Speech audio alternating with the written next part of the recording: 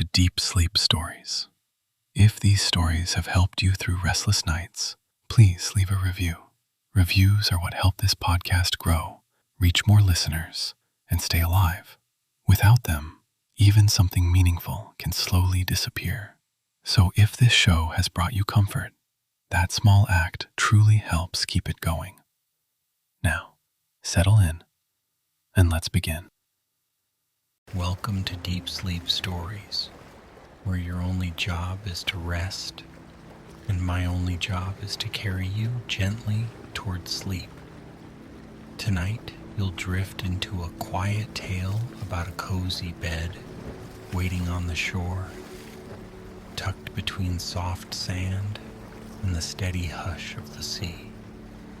Let your eyes become comfortably heavy, even if they're still open. Let your jaw loosen, your tongue resting easily in your mouth. Allow your shoulders to drop as though warm hands have set down a careful cloak. Feel the support beneath you, the simple kindness of gravity, holding you without effort. Breathe in slowly as if you could gather a little calm in your lungs. And breathe out as if you could release a little weight from your ribs. In and out, unhurried, unforced. Notice how the air feels as it moves through you. Cooler as it enters, warmer as it leaves, like a soft tide coming and going. In your imagination, the world quiets. Sounds become distant. Thoughts lose their sharp edges and begin to blur like footprints fading on a beach. You don't have to chase sleep. You don't have to earn it. You can simply allow yourself to be carried.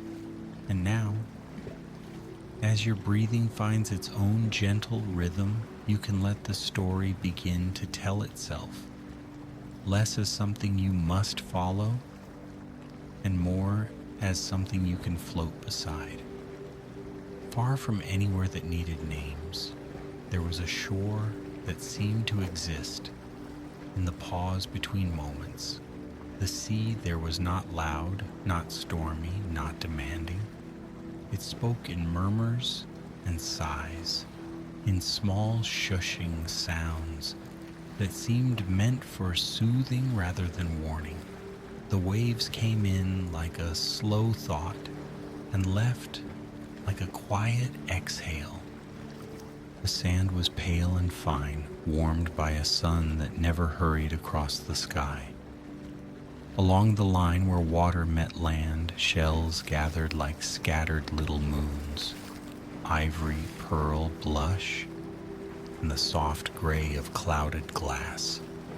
Every now and then, a piece of driftwood lay half buried, smoothed by the patient work of salt and time.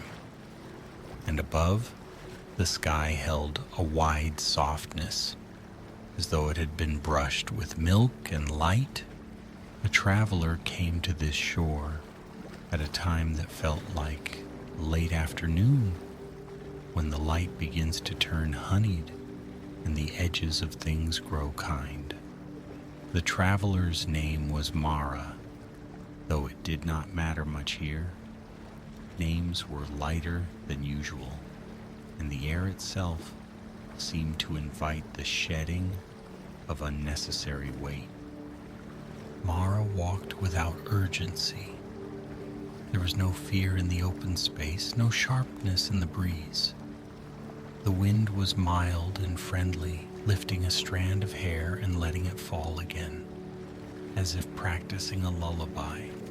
With each step, Mara's feet sank slightly into the sand, and the sand held on for a moment before letting go. It was like being welcomed again and again by something wordless and patient. Mara had been traveling for a long time, not across a map exactly, but through days that had piled up like folded linens. useful, necessary, sometimes heavy. The body carried the memory of all those days in its shoulders, behind the eyes, in the small muscles of the hands. The mind carried them too in the way it could spin and spin, even when there was nothing to do but rest. But the shore was different. Here the mind's spinning slowed, as if it had been gently asked to sit down. The horizon was so wide it made worries look small. The sea did not argue. It only moved and moved again. Mara followed the curve of the beach, drawn by something subtle. A sense of warmth, perhaps, or the faintest perfume of lavender in the salt air. It was not a strong scent, not something that shouted. It was a quiet suggestion, the kind that makes you think of clean sheets and safe rooms and sleep arriving at exactly the right time. The beach widened, then narrowed. A cluster of smooth stones appeared, piled in a way that looked almost deliberate, as if someone had arranged them for no reason except beauty. Between the stones grew tufts of seagrass, their green blades bending and rising like slow breath. Beyond the stones, Mara saw it. A bed. It sat on the shore as naturally as a tide pool, as though the sea had decided to place comfort right at the edge of itself. It was not a bed that looked lost or abandoned. It looked placed, set down with care. Its legs were sturdy, made of pale wood polished by many gentle hands, or perhaps by the sea's own patience. The frame was simple, with soft curves, and at the head there was a low board, carved with a pattern like waves. The mattress looked thick and welcoming, the kind that holds you as if it has been waiting for you. Over it lay blankets layered in quiet colors: cream, soft gray, the dusky blue of twilight water. A quilt rested on top, stitched with tiny spirals that resembled shells or wind patterns in sand. Pillows were stacked in a small abundance, their cases clean and smooth, as if they had been dried in sun and folded in peace. Over the bed was a canopy, not heavy, not enclosing, just a gauze of fabric hung from 4 slender posts, drifting in the breeze like a slow-moving cloud. Along the hem of the canopy were tiny shells, sewn like buttons, and when the wind lifted the fabric, the shells clicked together softly, a sound like distant chimes. At the foot of the bed sat a small lantern made of frosted glass. It was unlit, but even unlit it seemed to hold a suggestion of glow, as if it remembered light and could summon it whenever needed. Nearby, a low wooden table held a bowl of water with floating petals, pale lilac and white, turning slowly in the motion of the air. Mara stopped a little distance away, not because of fear, but because the sight felt sacred in a simple way. A bed on the shore, comfort, where no one would think to look for it. It made the chest loosen, as if a knot had been gently untied. The sea rolled in and out behind it, and the sound of the waves seemed to brush the bed like a blessing. The breeze moved through the canopy and made it billow, then settle again. Everything was calm. Everything said quietly, "You may rest here." Mara approached, slow and respectful, as though approaching an animal that might startle. But the bed did not startle. The bed only waited. Along the edge of the mattress, there was a folded note, blank except for a small symbol pressed into the paper, a spiral like the inside of a shell. Mara touched the note. It was warm, not hot, just warm, as though it had been held between two kind palms. No words were needed. The spiral was enough. It was an invitation and also a promise. You can let go. Mara sat on the edge of the bed, and the mattress gave a little, like a gentle nod. The sand beneath the bed was smooth, as if it had been swept clean. The air around it felt slightly warmer than the rest of the beach, as though the bed carried its own pocket of coziness. Mara exhaled and felt a softness in the ribs, a lowering of guard. The traveler removed shoes and let bare feet touch the sand. The sand was cool there, shaded by the bed, and it felt like a soothing cloth pressed to tired skin. The bed linens smelled faintly of lavender and salt and something else. A scent like clean rain on warm stone. Mara ran a hand over the quilt. The fabric was textured but gentle, stitched with care. Each thread seemed to say, "Someone wanted you to be comfortable." The traveler lay back slowly, testing the kindness of it.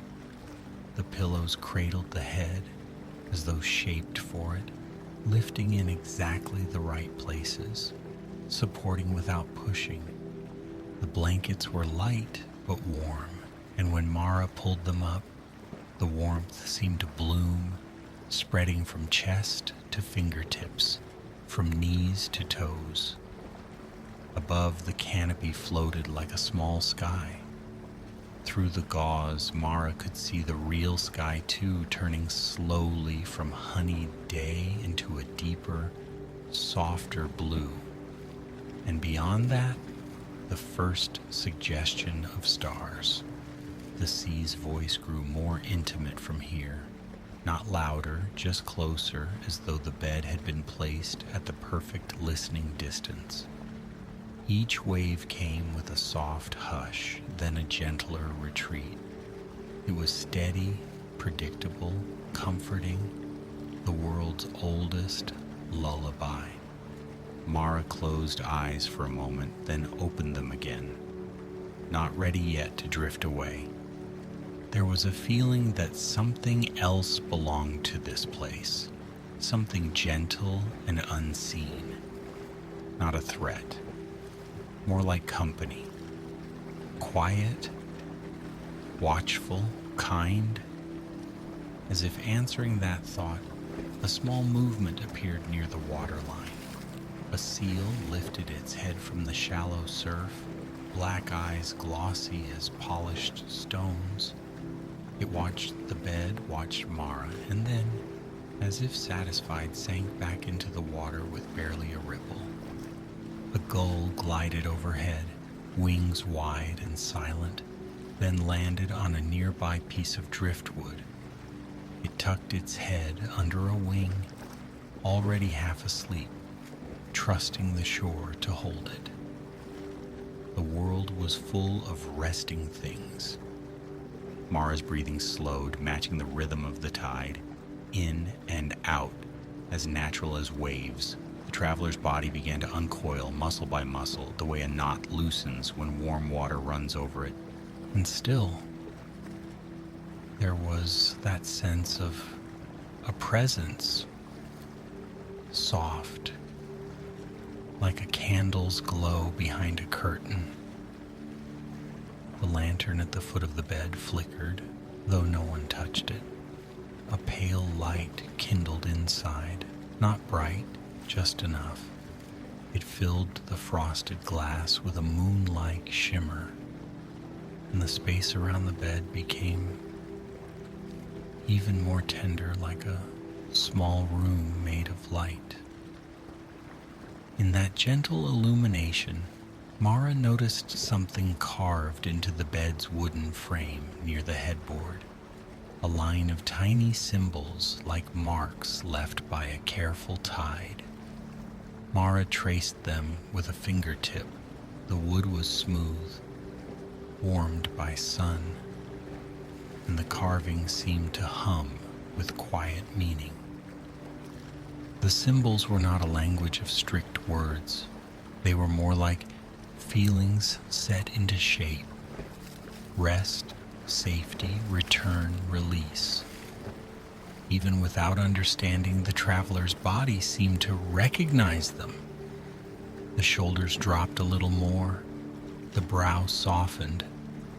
Mara turned onto one side, facing the sea, and watched the lantern's glow mingle with the last light of day.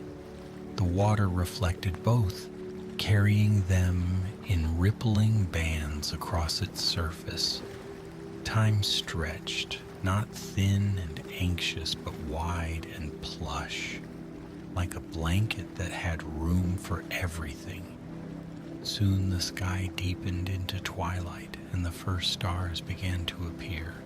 Small, shy points at first, then more, until the whole upper world looked lightly sprinkled. The horizon held a faint blush, like a memory of sun. And then, from farther down the beach, came a sound. Not a voice, not footsteps, something softer. The delicate clink of shells, the faint creak of wood, the hush of fabric moving through air. It was like the sound of someone tidying in a quiet house. Mara lifted the head slightly, curious but calm. The lantern's light did not change. The sea did not grow restless. Everything remained steady, as though whatever approached belonged here. A figure appeared near the edge of the lantern's glow. It was not tall and imposing. It was small enough to be gentle, wrapped in a cloak the color of fog. The cloak's hem brushed the sand without disturbing it, as though the sand welcomed the touch. The figure's face was not sharp in the light, and it did not need to be. What mattered was the feeling it carried. Like warm tea, like a hand resting briefly on your shoulder, like the moment you realize you are safe. The figure paused beside the bed, and the canopy swayed as if greeting it. The shells along the canopy clicked softly, a small music. The figure did not speak. Instead, it reached into the cloak and drew out a small object, a smooth shell larger than the others, its spiral deep and luminous. Holding it up to the lantern's glow, the shell seemed to catch the light and turn it into something even softer, more silvery, like moonlight reflected in a bowl of water. The figure placed the shell on the little table beside the bed, near the bowl of floating petals. The shell settled there, as if it had always belonged. Then, with a gentle motion, the figure touched the edge of the bowl and set the petals turning in a slow circle.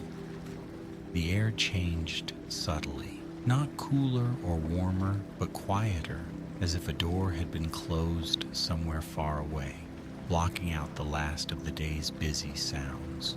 The shore became more private, more protected.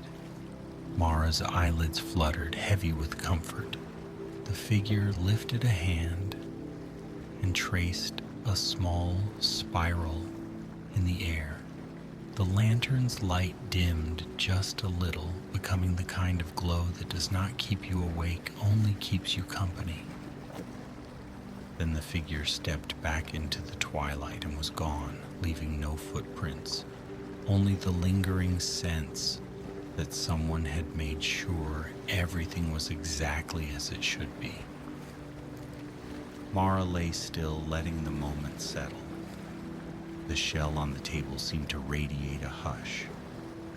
Not silence exactly, because the sea still spoke, but a hush that softened the edges of every sound.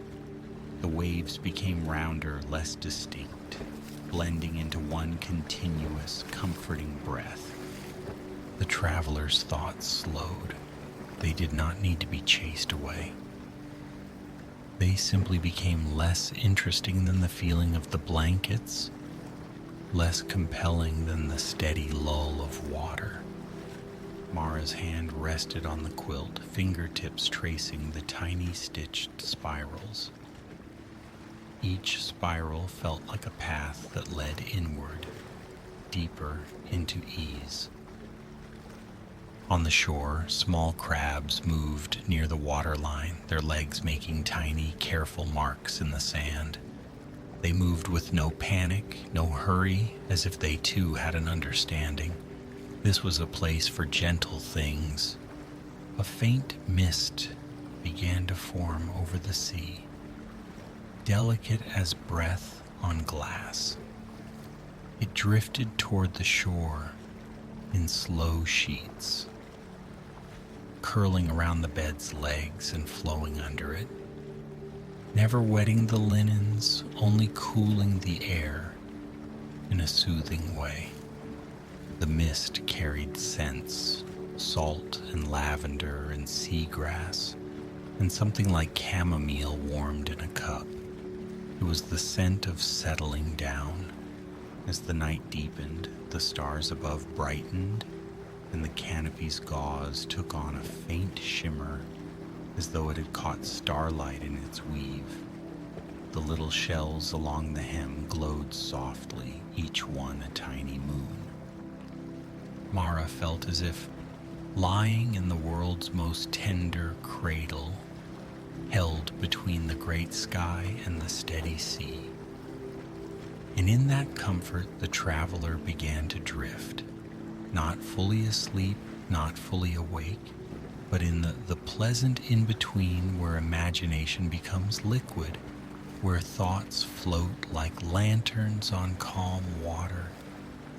In that drifting, Mara dreamed without trying. A dream came of walking along the same shore, but the sand was made of fine, luminous powder, as if the beach had been dusted with starlight. The sea was a deeper blue, and each wave crest carried a faint glow like the underside of a moonlit cloud. In the dream, Mara walked toward a small cove where rocks curved inward, protecting a pool of still water. The pool reflected the sky so perfectly it looked like a piece of night laid flat. Around it grew small flowers that did not belong to ordinary shores, petals shaped like tiny bells, leaves with a soft silver fuzz. Mara knelt beside the pool and saw, in the reflection, not just the traveler's face, but also a second face, blurred, gentle, familiar, in a way that made the heart soften. It was not someone from a specific memory. It was the feeling of being cared for, given shape. The figure in the cloak stood behind Mara in the reflection, though when Mara turned, there was no one there. Only the hush of the dream, the calm of the pool. Mara dipped fingers into the water, and the water was warm. It rippled outward, and the ripples carried away worry like dust lifted by a breeze. The pool did not take anything harshly. It simply accepted, then smoothed itself again. The dream shifted as dreams do, without edges or seams. Now Mara was back at the bed on the shore, but the bed seemed larger, like a small island of comfort. Around it, the sea rolled in slow, shining waves. and the canopy overhead had become a ceiling of drifting clouds, each cloud lit from within. The shell on the table in the dream was brighter than before, glowing with a soft spiral of light. The spiral turned slowly like a galaxy in miniature, and as it turned, it seemed to gather all the scattered pieces of Mara's mind and lay them down neatly, like folded clothes. The traveler watched, calm and drowsy, as the spiral turned and turned and turned, never rushing, never stopping. With each slow turn, the body in the real world grew heavier in the blankets, as if sinking into the mattress's kindness. Mara's breathing deepened. The line between dream and waking blurred further, becoming a soft horizon of its own. On the real shore, the tide continued its gentle work, coming closer, then retreating. It never reached the bed. It only approached enough to whisper. It was as if the sea understood boundaries, understood rest. The lantern's glow dimmed a little more, becoming almost a suggestion.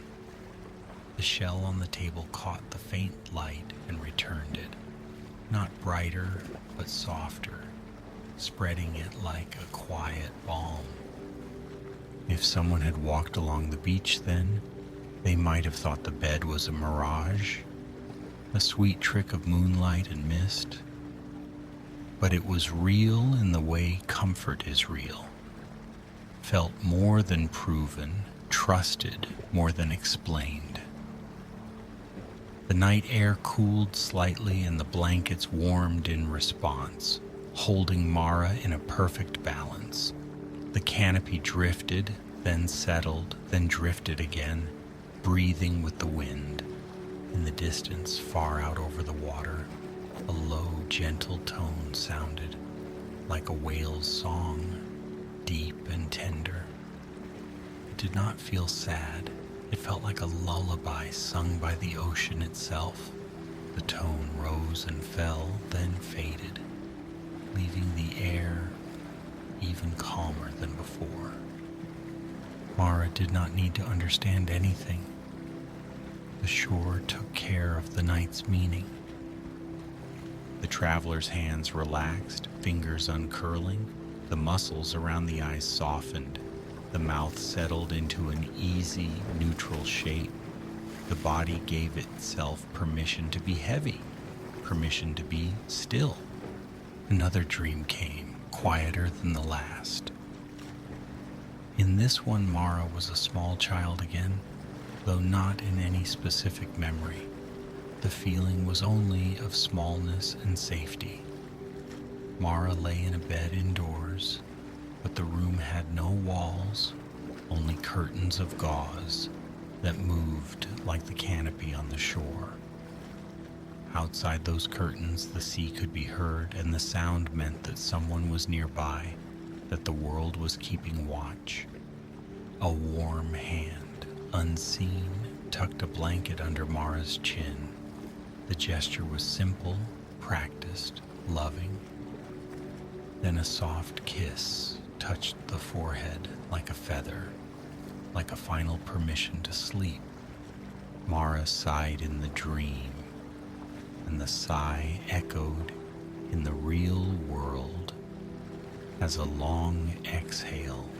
The traveler rolled slightly deeper into the mattress, and the bed seemed to cradle that movement, adjusting without effort. The pillows remained supportive, the quilt remained warm, the canopy remained gently alive.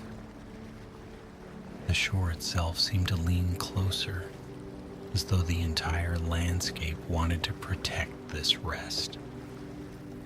The sand held its coolness beneath the bed like a soothing secret. The sea held its rhythm like a heartbeat. The sky held its stars like slow blinking eyes. The figure in the cloak was nowhere to be seen, yet the feeling of care remained, steady as moonlight. Sometimes in the night, a tiny sound would rise, the shelves along the canopy clicking, the lantern's glass cooling and settling, the distant call of an unseen bird. Each sound was soft, rounded, harmless. Each sound belonged. Mara drifted deeper, the way a leaf drifts across still water carried by currents too gentle to notice. The bed on the shore did not demand sleep. It offered it. The difference mattered. Offered, not forced.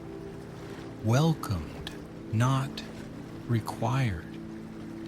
And as the traveler's mind loosened its final grip on waking, thoughts became less like sentences and more like textures, soft, airy, fading.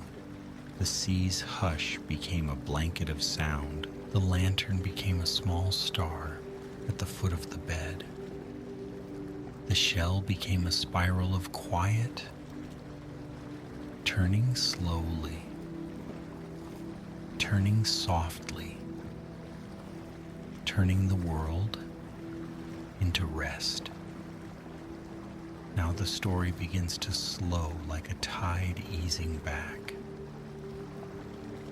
The beach grows quieter still. The canopy barely moves. Mara's breathing is deep and easy, as if the lungs have remembered exactly how to rest.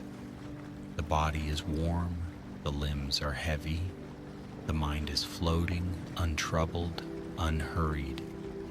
The waves continue. In and out, in and out. Each sound of water against sand is a gentle reminder that everything can come and go without effort, that you do not have to hold anything tightly, that you can let the day slip away and let sleep take its place. Mara sleeps, safe on the shore, wrapped in quilts and moonlight, held by the steady lullaby of the sea. And you can sleep too. Let your shoulders soften again. Let your face relax. Let your breath become slow and slower. There is nothing else to do. Only drifting, only resting, only the quiet, kind darkness. Good night, dear traveler. Sleep well.